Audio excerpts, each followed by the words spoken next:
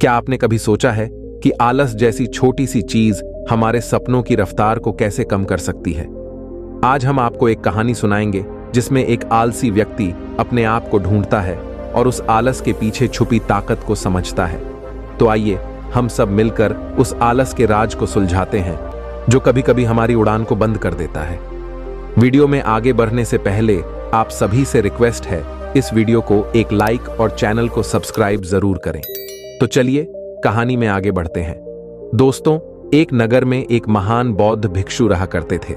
वह बहुत ज्ञानी थे और बहुत ही शांत स्वभाव के थे और उनकी यह बात ही उनकी विशेषता भी थी। एक बार की बात है, बौद्ध भिक्षु नगरवासियों को उपदेश दे रहे थे। बौद्ध भिक्षु कह रहे थे कि शब्दों में जीवन बदलने की शक्ति होती है। अपने शब्दों से जीवन बदलो। हम जो भी शब्द अपने लिए या दूसरों के लिए कहते हैं या जो भी बातें करते हैं उस पर हमें ध्यान देना चाहिए। इतना कहकर बौद्ध भिक्षु ने अपना उपदेश समाप्त किया और वहां से चले गए। एक दिन वह बौद्ध भिक्षु एक मार्ग से होकर गुजर रहे थे। उसी मार्ग से एक युवक गुजर रहा था। उस युवक ने जब उन बौद्ध भिक्षु को देखा तो वह जोर जोर से हंसने लगा और कहने लगा, अरे साधु महाराज, आप तो ढोंगी हैं।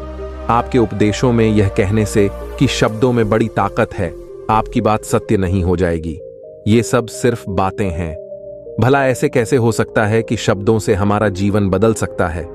उस युवक की सारी बातें उन भिक्षुओं ने ध्यानपूर्वक सुनी और उसके बाद वह मुस्कुराते हुए उस युवक से कहते हैं, बेटा, नाद से ही तो ये दुनिया प्रकट हुई है और अच्छे शब्दों के पीछे भी नाद ही होता है जो पूरा जीवन बदल देता है। वह बौद्ध भिक्षु उस युवक से कहते हैं, देखो, मैं तुम्हें अपने अनुभव से बता रहा हूं, लेकिन फिर भी तुम्हें यकीन ना हो तो तुम इसे खुद आजमा कर देख सकते हो। उन बौद्ध भिक्षु की यह बात सुनकर युवक थोड़ा सा गंभीर हो गया। उसने काफी देर सोच विचार किया और उसके बाद उन बौद्ध भिक्षु से कहता है, हे गुरुवर, अगर ऐसी बात है तो आप मेरे साथ चलिए। मेरा छोटा भाई है जिसकी उम्र करीब 25 वर्ष है और उसे न जाने क्या हुआ है। वह करीब 3 वर्षों से कुछ भी नहीं करता है, बस लेटा रहता है। दिन भर वो कुछ न कुछ सोचता रहता है। उसकी ये हालत देखकर हम सब बहुत परेशान हैं। माता पिता भी बहुत चिंतित रहते हैं। हम सब ने कई तरीके अपनाए, कई योजनाएं अपनाई, लेकिन कुछ भी काम नहीं आया। हमने कई बार उससे बात करने तक की कोशिश की, लेकिन वह हमसे कुछ भी नहीं कहता।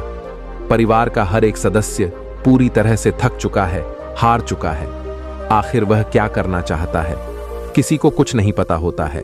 अगर शब्द में इतनी ताकत होती है तो हमारे शब्दों से उसका जीवन क्यों नहीं बदला? और जैसा कि आप कह रहे हैं कि शब्द सचमुच जीवन बदल सकते हैं, तो क्या आप मेरी मदद करेंगे? इस पर बौद्ध भिक्षु मुस्कुराते हुए उस युवक के साथ चल पड़ते हैं। वह युवक उन बौद्ध भिक्षु को एक खेत में ले जाता है और अपने भाई की तरफ इशारा करके कहता है, हे गुरुवर, यही मेरा भाई है जो पूरे गांव में आलस और मक्कारी के लिए मशहूर है। आप कहते हैं कि शब्दों में वह शक्ति है जो हमारा जीवन बदल सकती है, तो क्या आपके शब्द इसका जीवन बदल सकते हैं? अगर यह सत्य है तो आप इसका जीवन बदल कर दिखाए। उन बौद्ध भिक्षुओं ने उस युवक के भाई को ध्यानपूर्वक देखा। वह एक पेड़ की छांव में आराम से सो रहा था। जब बौद्ध भिक्षु उस युवक के भाई के पास पहुंचे और आराम से उसके सर पर हाथ फिराते हुए कहते हैं, उठो बेटा, बहुत देर हो चुकी है। यह सोने का समय नहीं, यह तो जागने का समय है। उन बौद्ध भिक्षुओं की आवाज सुनकर वह लड़का थोड़ा सा अचरज में पड़ गया। आखिर कौन है जो मुझे इतने प्यार से जगा रहा है? वरना सभी गांव वाले तो मुझे आलसी और मक्कार ही कहते हैं। आखिर कौन है जो मुझे इतना अपनापन दिखा रहा है? उसने आंखें खोली और आंखें मलते हुए उसने पूछा, हे गुरुवर, आप कौन हैं और यहां क्यों आए हैं? इस पर बौद्ध भिक्षु उस युवक से कहते हैं, बेटा, यह प्रश्न तो मैं तुमसे करना चाहता हूं। तुम कौन हो? यही तो तुम्हें जानने की आवश्यकता है। उन बौद्ध भिक्षुओं की बात सुनकर वह लड़का जोर से हंस पड़ता है और कहता है, हे गुरुवर, यदि आपको मेरे बारे में जानना है तो जाइए और गांव के किसी भी सदस्य से पूछ लीजिए। आपको पता चल जाएगा कि मैं कौन हूं। आपसे हर कोई यही कहेगा कि वह तो आलसी है, मक्कार है, तरह तरह के ताने सुनाएंगे, तरह तरह की बातें कहेंगे। इससे आपको यह जरूर यकीन हो जाएगा और आपको यह पता भी चल जाएगा कि मैं कौन हूं। तभी बौद्ध भिक्षु मुस्कुराते हुए उस लड़के से कहते हैं, सबसे पहले मेरी यह बात सुन लो मेहनती इंसान के खुद के शब्द उसे अंदर तक चोट पहुंचाते हैं। इसलिए कभी भी अपने आप को कोसो मत, अपने शब्दों को सुधारो। और मेरी यह दूसरी बात भी सुन लो, मैंने उन गांव वालों से नहीं पूछा कि तुम कौन हो, मैं तुमसे पूछ रहा हूं कि तुम कौन हो। लेकिन तुमने तो अपनी आदतें मुझे बताई। आलस तुम्हारी पहचान नहीं, तुम्हारी आदत हो सकती है, और इंसान नहीं, उनकी आदतें खराब होती हैं। इसलिए बेटा, तुम आलसी और मक्कार नहीं हो, ये तो तुम्हारी आदत है। बस इतनी सी बात है जो गांव वाले नहीं समझ सकते। ये सारी बातें सुनकर वो लड़का थोड़ा सा आश्चर्यचकित रह गया, क्योंकि गांव वाले हमेशा उसे मक्कार, आलसी और तरह तरह के ताने ही सुनाया करते थे। उन बौद्ध भिक्षुओं की यह बात सुनकर उस लड़के की आंखों में आंसू आ गए। वह तुरंत ही दोनों हाथ जोड़कर उन बौद्ध भिक्षु के चरणों में गिर पड़ा और उनसे कहने लगा, आप सत्य कहते हैं, यह मेरी आदत ही है और मैं इस आदत से बहुत परेशान हूं। मैंने बहुत कोशिशें भी की, लाख उपाय किए, लेकिन मैं अपनी इस आदत से छुटकारा ना पा सका। इन आदतों से बाहर आना बहुत कठिन है। मैंने कई बार आलस छोड़ने का प्रयास तक किया, पूरी कोशिश भी की, लेकिन कोई लाभ नहीं हुआ। मैं जब भी कोई कार्य करने की कोशिश करता हूं तो पता नहीं क्यों मेरा मन कहीं और भागने लगता है। मेरा दिमाग किसी और दिशा में काम करने लगता है और मैं उस काम पर ध्यान ही नहीं दे पाता। मैं क्या करूं, कैसे करूं, मुझे कुछ भी समझ नहीं आ रहा। जब भी मैं किताबें पढ़ने की कोशिश करता हूं तो मुझे नींद आने लगती है। मन में एक अजीब सा दर्द महसूस होता है। ऐसा लगता है कि मेरा जीवन यूं ही व्यर्थ जा रहा है, और जब मैं इस दर्द को बर्दाश्त नहीं कर पाता तो मैं सो जाता हूं, ताकि जब मैं उठूं तो मुझे दर्द ना महसूस हो। और अब तो मुझे यह भी यकीन हो चुका है कि मैं इन आदतों से नहीं निकल सकता। यह आदतें मुझे नहीं छोड़ने वाली। इस पर बौद्ध भिक्षु उस लड़के से कहते हैं, बेटा, यदि तुम इस आलस की आदत को छोड़ना चाहते हो तो मैं तुम्हें एक सही उपाय बता सकता हूं, लेकिन उसके लिए तुम्हें कल सुबह मुझसे मिलना होगा, तभी वह तरीका मैं तुम्हें बताऊंगा। यदि तुम उस तरीके को सीखना चाहते हो तो कल सुबह मेरे पास चले आना। इतना कहकर बौद्ध भिक्षु वहां से चले गए, लेकिन उन बौद्ध भिक्षु की सारी बातें उस लड़के के कानों में गूंज रही थीं। वह यह समझ नहीं पा रहा था कि आखिर वह बौद्ध भिक्षु उसे कौन सा मार्ग दिखाने वाले हैं। वह ऐसा कौन सा उपाय बता देंगे जिससे उसके जीवन से आलस्य हमेशा हमेशा के लिए खत्म हो जाएगा। देखते ही देखते रात हो गई। रात भर वह अपने बिस्तर पर करवट लेता रहा और उन बौद्ध भिक्षु की बातों के बारे में सोचता रहा। इसी प्रकार देखते ही देखते सुबह हो गई और वह लड़का उन बौद्ध भिक्षु के पास जा पहुंचा। वह लड़का उन बौद्ध भिक्षु को प्रणाम करता है और कहता है, गुरुवर, जैसा कि आपने कहा था, लीजिए मैं आ गया। अब मुझे वह मार्ग बता दीजिए जिससे मैं अपने जीवन से इस आलस्य को निकाल सकता हूं। तभी बौद्ध भिक्षु उस लड़के से कहते हैं, बेटा, जब भी तुम्हारा मन दुविधा में हो, तुम निर्णय ना ले पा रहे हो और तुम्हारे मन में तरह तरह के प्रश्न उठ रहे हो कि मैं क्या करूं, कैसे करूं, इस कार्य को पूर्ण कैसे करूं, यह सब कैसे होगा, तब तुम वास्तविकता में अपने अतीत से सोच रहे हो। पिछली बार तुम्हारे ऐसा करने पर क्या हुआ, या अतीत में तुमसे लोगों ने क्या कहा था। तो आज से कभी भी अपने अतीत से नहीं बल्कि भविष्य से सोचो। इस पर लड़का कहता है, भविष्य से वह भला कैसे। तभी बौद्ध भिक्षु उस लड़के से कहते हैं, मान लो कि तुम्हें आज किसी भी चीज की कमी नहीं है, तुम्हारे पास वो हर चीज है जो तुम चाहते हो, वो सारी सुख सुविधाएं हैं। तो अब बताओ, तुम अपना जीवन कैसे व्यतीत करना चाहोगे। उन बौद्ध भिक्षु की यह बात सुनकर वह लड़का कुछ देर के लिए सोच में पड़ गया, क्योंकि आज तक उसने सभी गांव वालों के केवल ताने ही सुने थे। किसी ने भी आज तक उसके जीवन के बारे में उससे ऐसी बात नहीं की थी, और वह गुरुवर उसके आने वाले भविष्य के बारे में उससे बातें कर रहे थे। उन बौद्ध भिक्षु की यह बात सुनकर वह लड़का खुद से प्रश्न करने लग गया कि अगर मेरे पास सब कुछ होगा, धन की कोई कमी नहीं होगी और सारी सुख सुविधाएं होंगी, तो मैं अपना जीवन कैसे व्यतीत करूंगा। कुछ देर सोच विचार करने के बाद वह लड़का बौद्ध भिक्षु से कहता है, गुरुवर, मैं यह दुनिया घूमना चाहूंगा, पहाड़ों पर चढ़ना चाहूंगा, समुद्र की रेत पर चलना चाहूंगा और मैं एक बहुत बड़ा व्यापारी बनना चाहूंगा। तभी अचानक उस लड़के का ध्यान टूट गया और वह उन बौद्ध भिक्षु से कहता है, परंतु हे गुरुवर, यह सब कैसे संभव होगा। केवल मेरी मात्र सोच लेने से तो यह सब पूरा नहीं होने वाला। उसके ऐसा कहते ही उसके अतीत में बीती हुई सारी घटनाएं उसकी आंखों के सामने से गुजरने लगी और वह एक बार फिर से निराश होने लगा। और अब वह यह सोचने लगा कि मेरे पास तो पैसे ही नहीं है, तो मैं भला व्यापार कैसे कर सकता हूं। ना ही मेरे पास व्यापार का कोई अनुभव है। ऐसी स्थिति में मैं भला यहां से कैसे निकल सकता हूं। उस लड़के के इस प्रश्न का जवाब देते हुए वह बौद्ध भिक्षु उस लड़के से कहते हैं, बनते हर रात में सोने से पहले तुम हर दिन अपना लक्ष्य एक कागज पर लिखो और सुबह उठकर सबसे पहले उस लक्ष्य को देखो और सोचो कि उस लक्ष्य को पाने के लिए तुम आज क्या कर सकते हो, और जो भी तुमने उस कागज पर लिखा होगा उस कार्य को उसी दिन पूरा करने की हर मुमकिन कोशिश करो। इस पर वह लड़का कहता है, ठीक है, आप सच कह रहे हैं, लेकिन जब मैं बहुत सोचने लगता हूं तो मेरा मन बेचैन होने लगता है और मन में तरह तरह के विचार उठने लगते हैं और इन विचारों को शांत करने के लिए सो जाता हूं ताकि वह विचार मुझे परेशान न कर पाए। उस लड़के की इस समस्या का समाधान करते हुए वह बौद्ध भिक्षु उस लड़के से कहते हैं, बेटा, अंतर्मन की चाल को पकड़ो और शब्दों की मदद से नया भविष्य बनाओ। तभी लड़का कहता है, हे गुरुवर, आप क्या कहना चाहते हैं? मैं आपकी बात समझ नहीं पा रहा हूं। इस पर बौद्ध भिक्षु मुस्कुराते हुए कहते हैं, बेटा, कैसे होगा? ये जो सवाल है ये सवाल नहीं बल्कि एक डर है जो तुम्हारे अंतर्मन में बैठा हुआ है, जो तुम्हें अगला कदम लेने से रोक रहा है, तुम्हें कदम आगे बढ़ाने से रोक रहा है। यदि तुम वास्तविकता देखो तो किसी को भी नहीं पता होता कि वह कार्य कैसे होगा, लेकिन एक इंसान जब दृढ़ निश्चय कर लेता है तो वह अपने उद्देश्य को सामने रखकर लगातार प्रयास करता रहता है और वह अपनी सफलता प्राप्त कर ही लेता है। तभी वो लड़का उन बौद्ध भिक्षु से कहता है कि हे गुरुवर, अगर ऐसी बात है तो मन में बार बार चिंता क्यों होती है? मन बार बार बेचैन क्यों हो उठता है? इस पर बौद्ध भिक्षु कहते हैं, बेटा, क्योंकि तुम्हें डर है कि तुम कमजोर हो, तुम्हारे अंतर्मन में बैठा है कि तुम में कुछ कमी है, तुम किसी काम के नहीं हो, और यही कारण है कि तुम कोशिश करने से डरते हो, क्योंकि तुम्हारा अंतर्मन हमेशा तुम्हें रोकता रहता है। जब भी तो कोई कार्य शुरू करना चाहते हो, तुम्हारा मन तुमसे पहले कह देता है, इससे आगे मत बढ़ाना, अन्यथा तुम हार जाओगे, और इसी कारण तुम्हें चिंता होने लगती है, तुम्हारा मन बेचैन होने लगता है। तभी वो लड़का कहता है, गुरुदेव, आपने जो कुछ भी कहा वो बिल्कुल सत्य है, लेकिन अब आप ही मुझे बताइए कि मैं इस परेशानी से बाहर कैसे निकलूं। इसका जवाब देते हुए बौद्ध भिक्षु उस लड़के से कहते हैं, बेटा, इस समस्या का समाधान बहुत ही आसान और सरल है। तुमने देखा होगा कि अक्सर ही हम अपने आप को दोष देते रहते हैं, अपने आप को तरह तरह के अपशब्द कहते रहते हैं जो हमारे अंतर्मन में जाकर बैठ जाते हैं और वही हमें आगे बढ़ाने से रोकते हैं, और इन शब्दों का हम पर बहुत गहरा प्रभाव भी पड़ता है, क्योंकि जैसा हम खुद से कहते हैं, जैसा हम पूरी भावनाओं के साथ सोचते हैं, हम वैसा ही बनते चले जाते हैं।